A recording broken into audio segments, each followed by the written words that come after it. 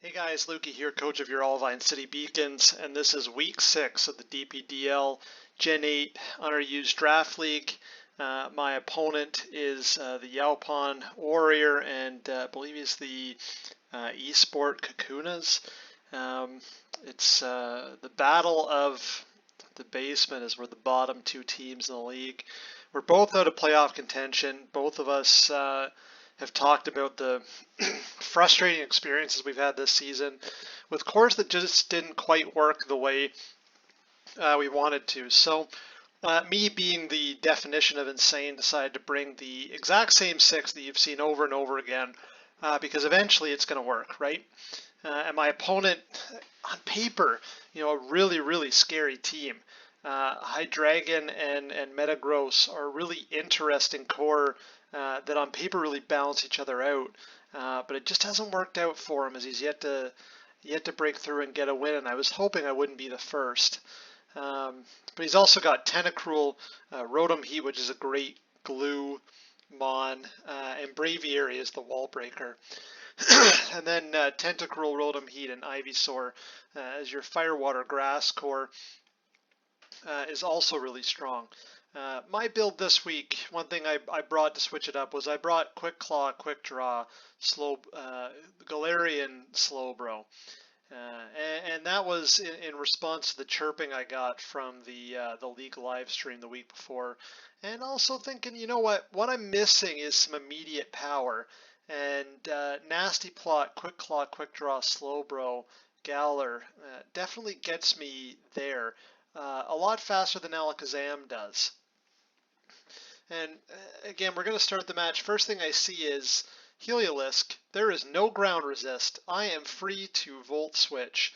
And while he brings out Hydreigon, the other thing I wanted to scout for is whether or not Hydreigon was scarfed. And this is a key bit of information because the way I was speed EV'd with Heliolisk, I knew that if he was scarfed, he was going to go first, and I risk it for the Volt Switch. So Hydreigon, by going first, gets a nice bit of chip off of Heliolisk. Not that Heliolisk really cares, because he's not switching into a whole lot. Gets the Volt Switch. I go into Crocodile because I know that I can take anything, and he decides to stay in, and I see why. He goes for the trick to try and trick Flamor, but I'm faster because I'm scarfed, and I think that's where the Intimidate this week was actually a nice bring, because it bluffs. People see Scarf and they're thinking Moxie or Anger Point, but here he just tricks the Choice Scarf onto him, so he's locked in a trick. And I'm free to do whatever I want. And most importantly, this worked out really well, mostly by accident, is that now Crocodile doesn't have a choice item, so I can use Stealth Rocks and also threaten without having to switch out. So he immediately goes for spinning, but I see as an opportunity to get an Earthquake off, and I eliminate Tentacruel, and that means the next time that I get hazards in, it's staying.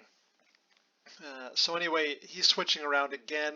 Hydreigon's doing a good bit of chip, but here I'm able to pivot in. I know that Rotom Heat, Crocodile can just do whatever he wants to Rotom Heat, and this is this is definitely a misplay for me. I'm thinking, let's chip down Braviary. Let's try and get into range of something else.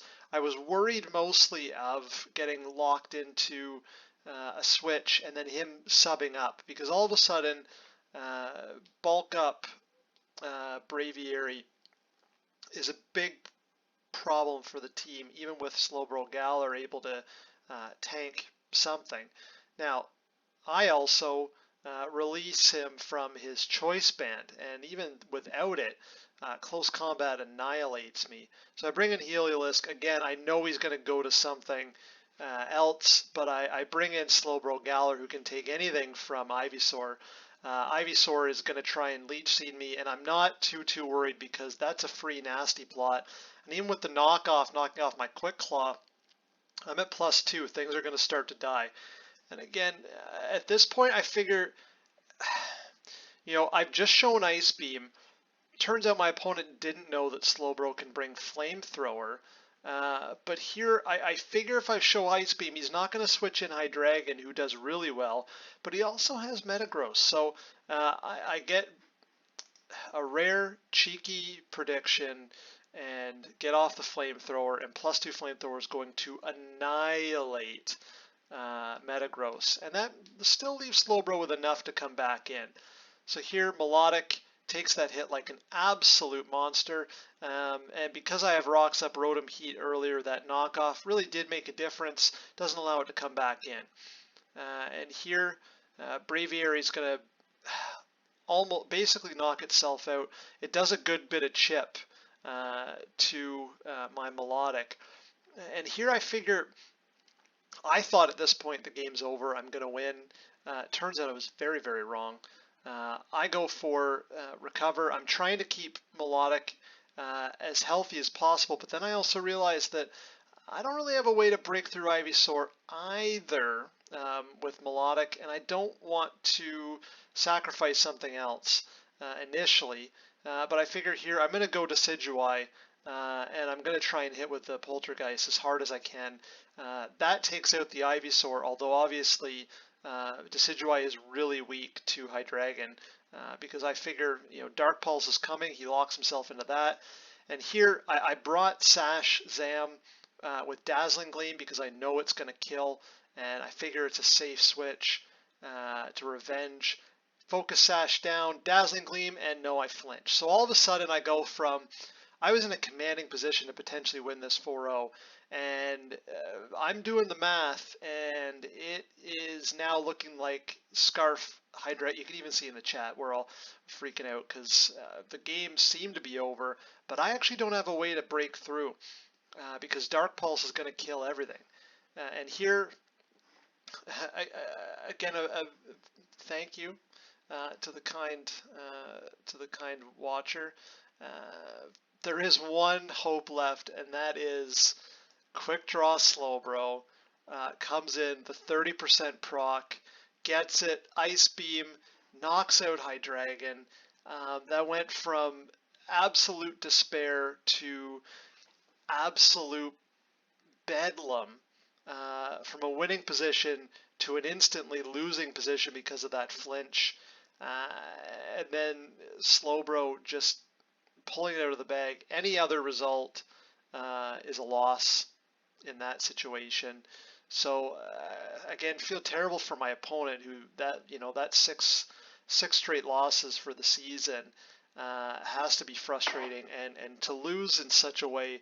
I mean, we had fun. You don't see the chat after, but we had a lot of fun talking about it. That was, in a match that doesn't mean anything for the standings, it's just about pride, and to have something like that was definitely fun and brought a little brevity to what's otherwise been a tough season for both teams. So really good game to my opponent. You've been talking about how Hydreigon had been disappointing for him. Well, he put in the work this week, and it's a testament to how dark weak my team is when I don't bring Togekiss and Crocodiles down. Just another reason why my team has struggled this season. So anyway, that's it for this recap. We'll see you next week for week 7. I'm taking on Conrookman and his all bug squad. Very, very excited for that one, especially as my team also struggles against the bug type. So tune into that, and then afterwards, once the season's over, I'm going to do a post-mortem. I'm going to break down the team, try and figure out where I can improve, what went wrong.